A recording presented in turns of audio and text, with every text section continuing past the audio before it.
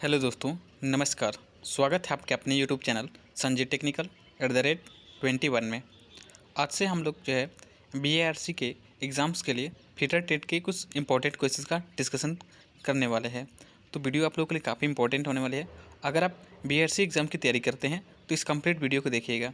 इसके अलावा अगर आप किसी भी कॉम्पिटिटिव एग्ज़ाम की तैयारी कर रहे हैं तो कंप्लीट वीडियो को देखिएगा, क्योंकि आज की इस वीडियो में हम कंटेंट बहुत ही अच्छे डिस्कस करने वाले हैं। क्योंकि जितने भी क्वेश्चन है वो आपके एशियन और नेमी के क्वेश्चंस हम लोग लिए हुए हैं, तो क्वेश्चंस बहुत ही महत्वपूर्ण हैं।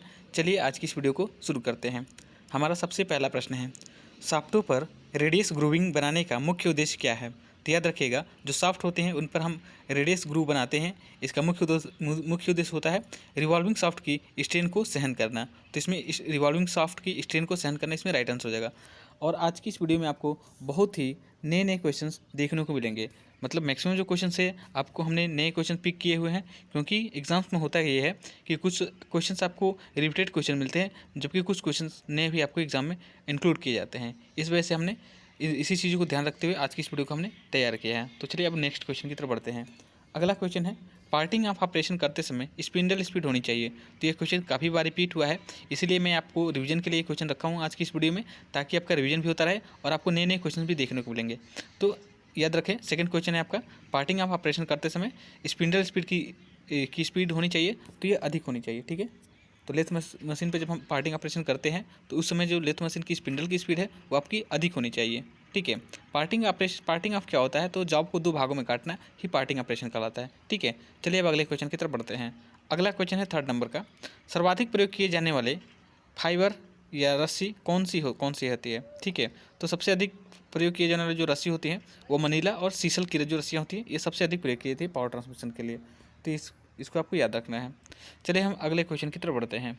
अगला क्वेश्चन है, नाइट्राइटिंग विधि में अमोनिया गैस को कितने तापमान पर छोड़ा जाता है? तो याद रखिएगा, नाइट्राइटिंग विधि में एक क्वेश्चन पूछता है आपसे कि नाइट्राइटिंग विधि में किस गैस का प्रयोग करते हैं? तो अमोनिया का प्रयोग करते हैं, ये आपको याद रखना है।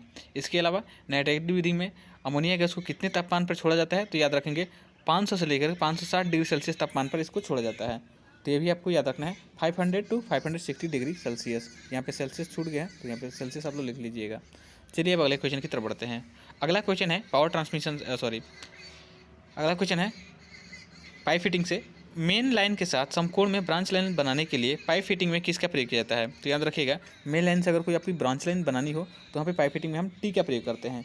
टी इस आकार का होता है, जैसे कि ये मेन लाइन हो गई, ठीक है, और यहाँ पे इसकी एक ब्रांच लाइन हो जाती है।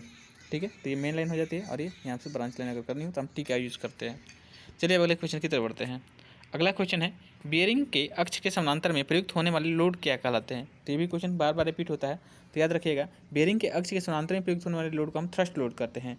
तो THRUST थ्रस्ट लोड आपका राइट आंसर हो जाएगा, तो इसको याद रखना है आपको। चलिए हम अगले क्वेश्चन की तरफ बढ़ते हैं। अगला क्वेश्चन है हीट ट्रीटमेंट से संबंधित क्वेश्चन है, हीट ट्रीटमेंट के दौरान जब कार्बन घुल कर सॉलिड सॉल्यूशन बनाता है तो उसे क्या कहते हैं? ये भी क्वेश्चन बार बार एग्जाम में रिपीट होता है, तो इसलिए आपको याद रखना है कि हीट ट्रीटमेंट के दौरान जब कार्बन घुलकर सॉलिड सॉल्यूशन बनाता है तो उसे हम आस्टेनाइट कहते हैं। ठीक है, और आस्टेनाइट हेमेट ये क्या है? तो यह स्टील का स्ट्रक्चर है। ठीक है, ये अभी आपको याद रखना है। ठीक है, चलिए अब अगले क्वेश्चन की तरफ बढ़ते हैं।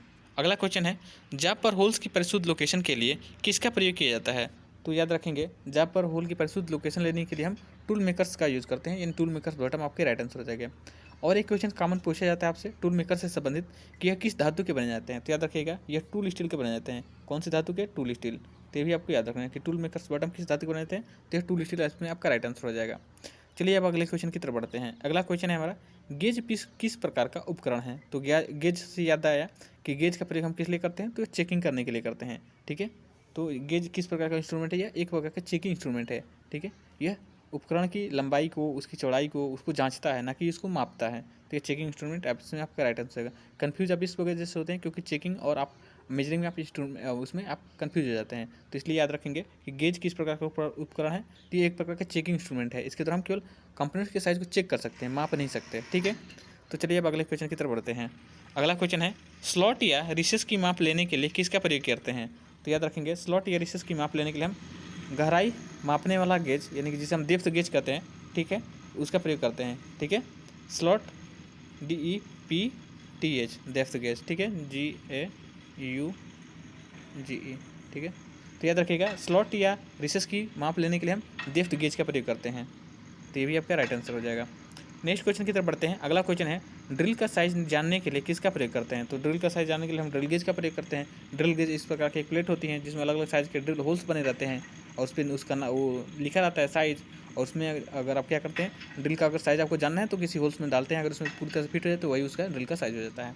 ठीक है, चलिए अगले क्वेश्चन की तरफ बढ़ते हैं। अगला क्वेश्चन है गैस्केट्स क्या है। तो गैस्केट्स जो होते हैं आपके या पाइप फिटिंग में प्रयोग किए जाते हैं और ये एक प्रकार का सीलिंग डिवाइस है। ठीक है, लीकेज वगैरह को ये बंद करता है। तो ये भी आप याद रखना, जहाँ पे दो पाइप को आपस में जॉइंट करना हो ना, वहाँ पे हम गैस्केट्स का प्रयोग करते हैं। और ये आपके फ्लेक्सिबल मटेरियल जो सॉफ्ट मटेरियल होते हैं उसके ये बनाए जाते हैं, ये भी आपको याद रखना है। नेक्स्ट क्वेश्चन है शाफ्ट और कॉलर के बीच अक्षीय मूवमेंट को रोकने के लिए किसका प्रयोग करना चाहिए। तो शाफ्ट और कॉलर के बीच अक्षीय मूवमेंट को रोकने के लिए हम सर्क्लिप्स का प्रयोग करते हैं। सर्क्लिप क्या है, तो एक प्रकार का फास्टनर है। ठीक है, ये भी आपको याद रखना है, टेम्परेरी फास्टनर है। ठीक है, अगले क्वेश्चन की तरफ बढ़ते हैं। अगला क्वेश्चन है नर्लिंग किस प्रकार का ऑपरेशन है। तो याद रखिएगा नर्लिंग एक प्रकार का फार्मिंग ऑपरेशन है, तो इसमें आपका फार्मिंग राइट आंसर हो जाएगा। इस प्रकार के क्वेश्चन आपसे एग्जाम में बार बार पूछे जाते हैं, तो इसलिए आपको रिवीजन के लिए इस सब क्वेश्चन को याद रखना है। और मैंने वीडियो में काफ़ी कम समय में अधिक से अधिक क्वेश्चन का डिस्कशन करने का मैं अपनी तरफ से प्रयास कर रहा हूँ, ताकि आपका समय का कंजप्शन कम हो और आप अधिक से अधिक क्वेश्चन का रिवीजन कर सकें। आज की इस वीडियो का अंतिम हमारा क्वेश्चन है लेथ में एक होल की बोरिंग करके फिनिशिंग करना है, किस इंस्ट्रूमेंट का प्रयोग करके यह चेक किया जा सकता है कि कंपोनेंट लिमिट में है। तो इसके लिए हम क्या करेंगे, limit gauge, limit plug gauge या डायल बोर गेज का प्रयोग कर सकते हैं। ठीक है, तो ये जो कुछ इंपॉर्टेंट क्वेश्चंस थे जो आज की इस वीडियो में हमने डिस्कस किए हैं। उम्मीद है आपको वीडियो अच्छी लगी होगी, और वीडियो अच्छी लगी हो तो प्लीज़ वीडियो को लाइक करके, चैनल पर पहली बार विजिट करें तो चैनल को सब्सक्राइब कर लीजिएगा। यहाँ आपको ITI ट्रेड से संबंधित इसी प्रकार की इन्फॉर्मेटिव वीडियोस मिलती रहेंगी, और मैं कोशिश करूँगा कि आपको बार एग्ज़ाम से पहले आपको अधिक से अधिक नंबर्स में क्वेश्चन प्रोवाइड किए जाएँ और अधिक से अधिक आपको मटेरियल दिया जाए, ताकि आपकी हेल्प हो सके आपके आने वाले एग्जाम में। आज की इस वीडियो में इतना ही, मिलता है नेक्स्ट वीडियो में, तब तक के लिए धन्यवाद और जय हिंद।